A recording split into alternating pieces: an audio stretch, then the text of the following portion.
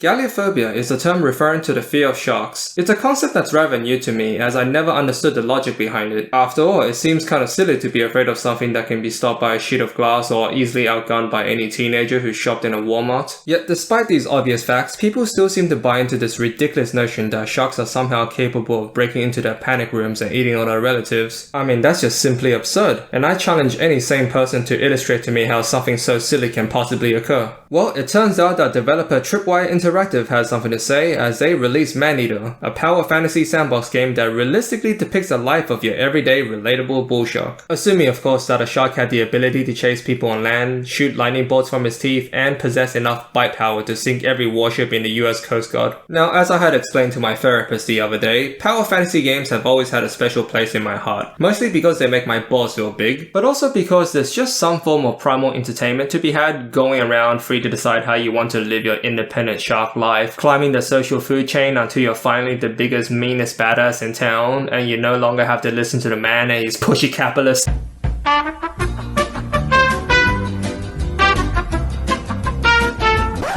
Sorry, lost my train of thought for a moment. Where was I again? Oh, right. The gameplay is about what you normally expect from your usual sandbox game. You swim around the map, discovering collectibles, finding upgrades, completing side quests, and of course, murdering hookers. It's just like GTA if Rockstar had finally decided to feature a likable main character for once in their games. The big letdown with the busy work, unfortunately, is in the repetitive mission designs, most of which lacks the imagination to offer something other than swim from point A to point B and eat 10 of X. Now, I'm sure most of you would think that murdering hundreds of innocent people would never get old, especially for a psychotic panda like myself. But truth be told, even somebody who has a complete disdain for human life needs something more engaging every once in a while. Fortunately for those individuals, the main story and its DLCs do follow a pretty well-balanced difficulty curve, allowing you to face several enemies, including fights against other apex predators as well as the US Navy. But sadly, due to the MMO-style level gating, you are forced to grind through most of the repetitive busy work before you are finally allowed to get on with the main story. It also doesn't help that the core combat is extremely limited, despite having plenty of upgrade customizations. Your set of combat tactics are effectively limited to either biting your target or, if you're really advanced, tail sweeping and then biting your target. Not exactly capturing the stealthy nature of being a shark, as one would probably have expected going into this game. It also doesn't help that the narrator constantly spews out bad puns or dad jokes during gameplay and cutscenes. Seriously, I feel like an opportunity was missed here. You fellas should have considered instead going for a satirical David Attenborough style narrator, which would have been way funnier given the silliness of the story. Speaking of the story, the setup is pretty basic. You are a hungry innocent shark. Humans are tasty, so go eat tasty humans. Yum yum yum. Along your journey, you exact your revenge on the villainous scum who murdered your parents, discover an evil government conspiracy to take over the world using weaponized sea monsters, and protect the planet from the horrors of overpopulation. I made that last bit up, but in my defense, half my brain cells were dead by the time I got to the ending, so don't blame me if I misinterpreted the moral of the story here. Yet, if we're being honest here, I feel like the plot should have been even dumber. No, really, I'm serious. Think about it.